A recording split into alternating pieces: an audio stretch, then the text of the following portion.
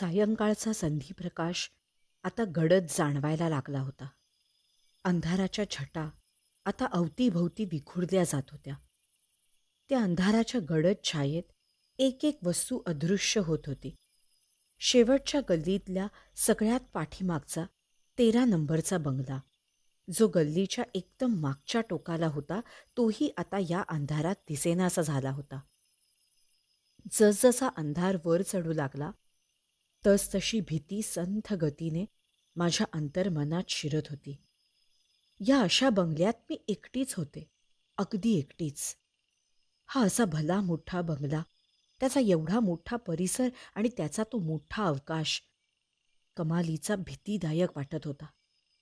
जशी जशी रात्र पुढे सरकत होती तशी तशी ही अवतीभोवतीची शांतता घनघोर जाणवायला लागली होती. त्यात पुन्हा आमचा बंगला गल्लीच्या एकदम टोकाला. सभोवताली कोणाचीच सोबत नाही. बंगल्याच्या मागे दूरपर्यंत पसरलेलं जंगल, सभोवताली मोठमोठे वृक्ष, सगळीकडूनच प्रतिकूल परिस्थिती होती. मला आता बंगल्यात एकटीला राहण्याचा पश्चात्ताप होत होता. घरचे चांगले म्हणत होते, तूही आमच्याबरोबर गावी चल ना, कशाला एकटी थांबतेस? पण नाही. तुम्ही या जाऊन, 1 दिवसाची तर गोष्ट आहे. मी थांबते एकटी. मी आता लहान थोडीच आहे. असं म्हणत मी घरच्यांची बोलवण केली आणि एकटीच घरी थांबले. संध्याकाळपर्यंत मला काहीच जाणवलं नाही. दुपारपासून मस्त टीव्ही बघत वेळ घालवला. तसं एकटीला राहणं आवडतं मला. कोणाची कटकट पाठीमागे नसल्यावर एक वेगळीच उभारी येते मनाला. एकटेपणाची जाणीव कधीकधी मनाला एक स्थिरपण देऊन जाते. म्हणून तर एकटीने घरी थांबण्याचा मी निर्णय घेतला होता. पण संध्याकाळ झाल्यानंतर उगाच मनाला अस्वस्थ वाटू लागलं. दिवसभराचा गोंगाट कमी झाल्याने, सभोवताली शांतता निर्माण झाल्याने मन एकदम उदास होऊन गेलं होतं. त्यात पुन्हा आज आपण घरी एकटेच असणार आहोत. आपल्या एकटीलाच आजची रात्र काढावी लागणार आहे, या विचारानेच मनात कसं तरी झालं. मी प्रथमच अशी रात्रीच्या वेळी एकटी बंगल्यात थांबणार होते. मनात उगीचच एक बेचैनी निर्माण झाली होती. संध्याकाळच्या मंद प्रकाशाच्या छटा हळूहळू वातावरणात जशा गडद होऊ लागल्या, तशी माझ्या मनाची बेचैनी वाढू लागली. मी गडबडीने जाग्यावरून उठले. बंगल्याची सगळी दारं खिडक्या तर उघडीच होती. सगळ्यात अगोदर ते सगळं बंद करणं गरजेचं होतं. मी पटापट एक एक खिडकी बंद करू लागले. त्यात पुन्हा गार वारा वातावरणात पसरला होता. दारं, खिडक्या, त्यावरचे पडदे उगाचच वेडेवाकडे इकडून तिकडे हलत होते. आणि तितक्यात माझ्या लक्षात आलं की बंगल्याचं मुख्य गेट आपण बंद केलंच नाही. सर्रकन माझ्या अंगावर काटा उभा राहिला. गेटमधून कोणी आत शिरलं तर? माझ्या मनात भीती निर्माण झाली. गेट बंद करणं गरजेचं होतं. पण आता बंगल्याच्या बाहेर जाणं मला योग्य वाटत नव्हतं. ते जिकिरीचं ठरलं असतं. कारण आता बाहेर चांगलाच अंधार दाटून आला होता. पण मग दार असं खुलेआम उघडं ठेवणं कितपत योग्य ठरेल? ते बंद तर करावंच लागेल ना? माझ्या मनात द्विधा अवस्था निर्माण झाली. काय करावं काही कळत नव्हतं. मी जागेवरून उठले आणि खाली जायला निघाले. बंगल्याच्या बाहेर आले. बाहेर चांगलाच काळोख दाटला होता. मी घाई केली. पटकन गेट बंद करून लवकर वर निघून जायचं असं मी ठरवलं. मी पटापट गेटपर्यंत आले. ते लोखंडी भलं मोठं गेट कधी एकदा लावून घेते असं मला झालं होतं. मी जोरात गेट ओढू लागले. ओढताना त्या लोखंडी गेटचा तो कर्णकर्कश आवाज कमालीचा मर्मभेदी वाटू लागला. त्या आवाजाने आजूबाजूची गूढ शांतता भंग पावली जात होती. मी क्षणभर तसंच गेट हातात धरून सावधपणे उभी राहिले. ती आजूबाजूची शांतता अशी भंग करणं मला भीतीदायक वाटत होतं. या अशा आवाजाने कोणी आपल्याकडे आलं तर? कोणाला आपली चाहूल लागली तर? पुन्हा एकदा भीती माझ्या अंगभर संचारून गेली. आता एक क्षणही मला तिथे थांबणं शक्य होत नव्हतं. कोण कुठून माझ्यावर धावून येईल का अशी भीती मला वाटायला लागली. मी सगळा जोर लावून गेट ओढून घेतलं, त्याला कुलूप घातलं आणि वेगाने बंगल्यात जायला निघाले. जाताना सहज वर बंगल्याकडे नजर गेली. बंगल्याच्या वर अंधाराचे वेडेवाकडे आकार नजरेस पडत होते. अंधाराच्या काळ्या मुद्रा गडदपणे दिसत होत्या. मनातले वेडेवाकडे विचार त्या अंधारात प्रतिबिंबित होऊ लागले होते.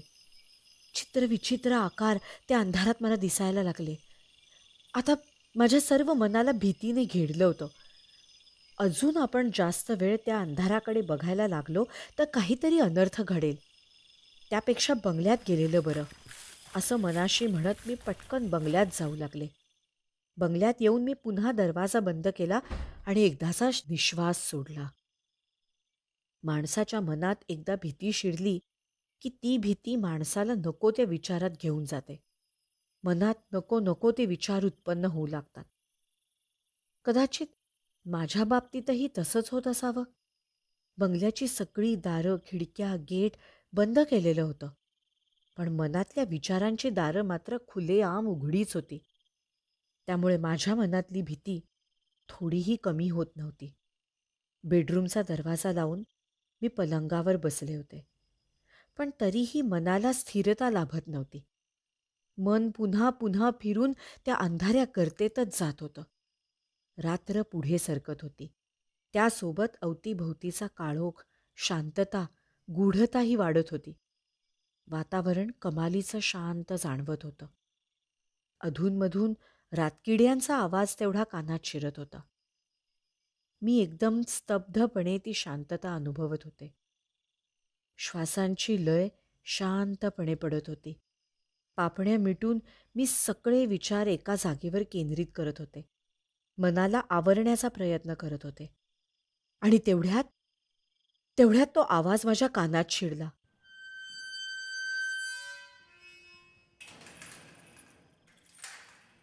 भीतीचे भाले सरसर करत माझ्या मेंदूत शिरले. सगळं अंग एकदम ताठ झालं. अंगातलं रक्त वेगाने दौडू लागलं. गेट उघडल्याचा आवाज माझ्या कानापर्यंत आला होता. मगाशी गेट बंद करताना जसा आवाज आला अगदी त्याच पद्धतीचा हा आवाज होता. कुणीतरी गेट उघडत होतं. पण पण कोण? कुणा सामान्य माणसाचं ते काम असेल असं वाटत नव्हतं. कारण एवढं भलं मोठं गेट अगदी सहजासहजी खुलणारं नव्हतं. माझं अंग शक्तिपात झाल्यासारखं हलकं पडत होतं. काय करावं काहीच सुचेना. या अशा अभद्र रात्री आपण एकटीने थांबायलाच नको होतं. ही जाणीव आता तीव्रतेने होऊ लागली. गेट उघडलं गेलं होतं. म्हणजे म्हणजे कोणीतरी बंगल्यात प्रवेश करतंय. पण खरंच गेट उघडलं गेलं होतं? की तो माझा भास होता? कारण भीतीचा पगडा माझ्या मनावर एवढा तीव्र होता की माझं मलाच कळत नव्हतं. मघाचे त्या बंगल्याबाहेरचे ते वेडेवाकडे आकार, चित्रविचित्र आकृत्या, आता तो गेटचा आवाज, हे सगळं सत्य होतं की भीतीपोटी माझ्या मनाच्या त्या अवस्था होत्या? काही म्हणजे काहीच कळत नव्हतं. आता शांत बसून चालणार नव्हतं. काहीतरी हालचाल करावी लागणार होती. भले तो भास असो की सत्य, कशाला त्याची परीक्षा घ्यायची? त्यापेक्षा आपणच काहीतरी हालचाल करावी. मी जागेवरून उठले. घरच्यांना फोन करून चालणार नव्हतं. ते काळजीत पडले असते. अशा वेळी एकच व्यक्ती मला मदत करू शकते. अमर. हो तोच. मी झटकन अमरला फोन लावला. रात्र बरीच झाली होती, पण तरीही तो माझा फोन उचलणार हे मला माहीत होतं. अपेक्षेप्रमाणे त्याने दुसऱ्याच रिंगला फोन उचलला. माझा घाबरा आवाज त्याच्या कानावर पडताच त्याला कळलं की माझ्याबाबत काहीतरी घडलंय. माझ्या आवाजातली भीती त्याला स्पष्टपणे जाणवत होती. त्याने काकुळतीला येऊन मला काय झालं असं विचारलं. आधी तर मला स्पष्टपणे काहीच सांगता येईना. शब्दांची जुळवाजुळव मला करता येईना. नेमकं काय घडलं, कसं सांगावं हेच कळेना. तो पुन्हा पुन्हा तिकडून काय झालं, काय झालं असं विचारत होता. मला शांत राहून सगळं काही व्यवस्थित सांगण्यासाठी सांगत होता. मी काहीशी शांत होऊन त्याला अगदी प्रथमपासून सगळं काही सांगू लागले. आणि शेवटी ते गेट उघडल्याचा आवाज आणि अंधारातले ते वेडेवाकडे चित्रविचित्र आकारांचा तो भाग सांगून मी शांत झाले. माझ्या डोळ्यातून पाणी गळू लागलं. भीतीने माझा सगळा मनोव्यापार व्यापला गेला होता. मला आता कोणाच्या तरी आधाराची गरज होती. मी रडतच अमरशी बोलू लागले. तो मला शांत करण्याचा प्रयत्न करू लागला. पण माझ्या एकटेपणाची जाणीव मला पुन्हा पुन्हा भीतीच्या खाईत लोटत होती. अमरशी बोलण्यात बराच वेळ निघून गेला होता. हरेक प्रयत्न करून तो मला शांत करत होता. मीही आता काहीशी स्थिर झाले होते. पण हा माझ्या मनाचा स्थिरपणा जास्त वेळ टिकला नाही. अचानक दरवाजावर असा बोटं आपटल्याचा आवाज आला आणि अक्षरशः भीतीच्या हजारो संवेदना माझ्या मनात आरपार घुसत गेल्या. सगळं अंग थरथर कापत होतं. पाणावलेल्या डोळ्यांनी मी दरवाजाकडे बघत होते. गेट पार करून खरोखरच कोणीतरी आलं होतं. अगदी दरवाजापर्यंत आलं होतं. तो तेवढा दरवाजा आता त्याच्या आणि माझ्यात मध्यस्थी होता. एकदा तो पार केला की ते अनोळखी जे काही असेल ते माझ्याकडे येणार होतं. माझा आवाज एकदम बंद झाला होता. भीतीने माझ्या सगळ्या संवेदना गोठल्या होत्या. अमरचा फोनमधून सारखा आवाज येत होता. राधा, काय झालं? बोल काहीतरी. कोण आलंय?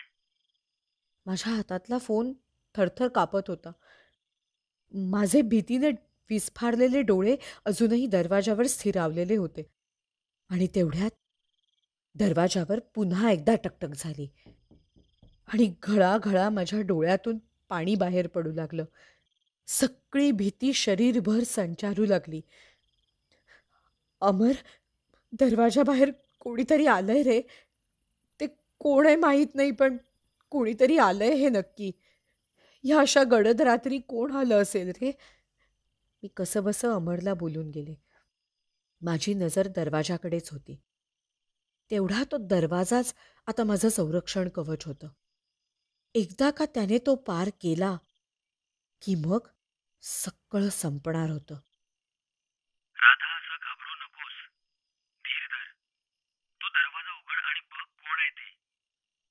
अमर मला दरवाजा उघडायला सांगत होता. मला त्याचा प्रचंड राग आला.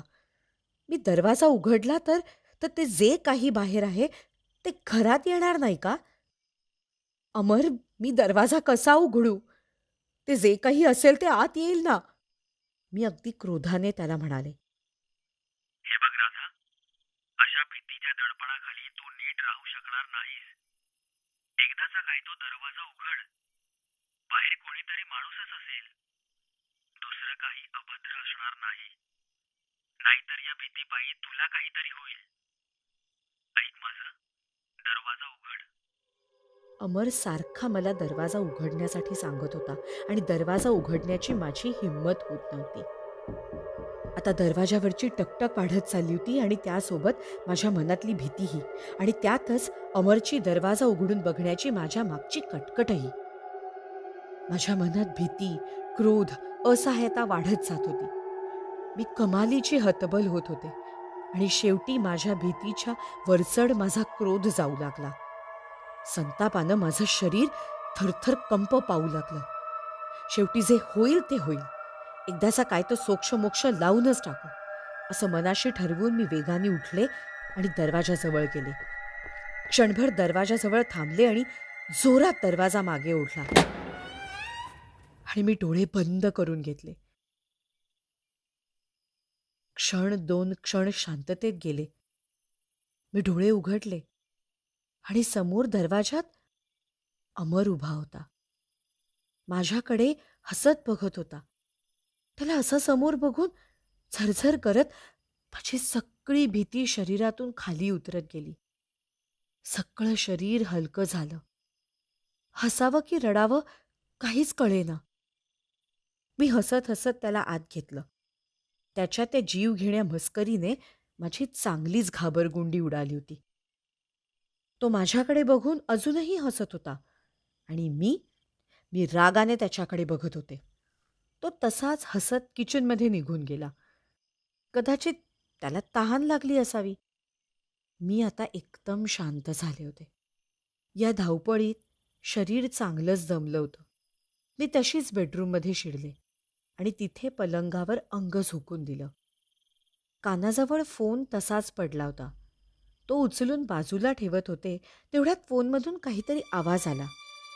मी फोन कानाजवळ नेला आणि तो आवाज कानात शिरला. राधा, तू ठीक आहेस ना? कोण आलंय दरवाजात? तू घाबरू नकोस. उघडलास का दरवाजा? कोण आहे? हॅलो? राधा, बोल ना. कोण आहे? माझ्या हातातला फोन एकदम खाली गळून पडला होता. शरीर पक्षपात झाल्यासारखं सुन्न होऊन पडलं होतं आणि माझ्या डोळ्यांपुढे अंधाराची गडद लहान मोठी वर्तुळं उमटली जात होती. फोनमधून अजूनही अमरचाच आवाज येत होता.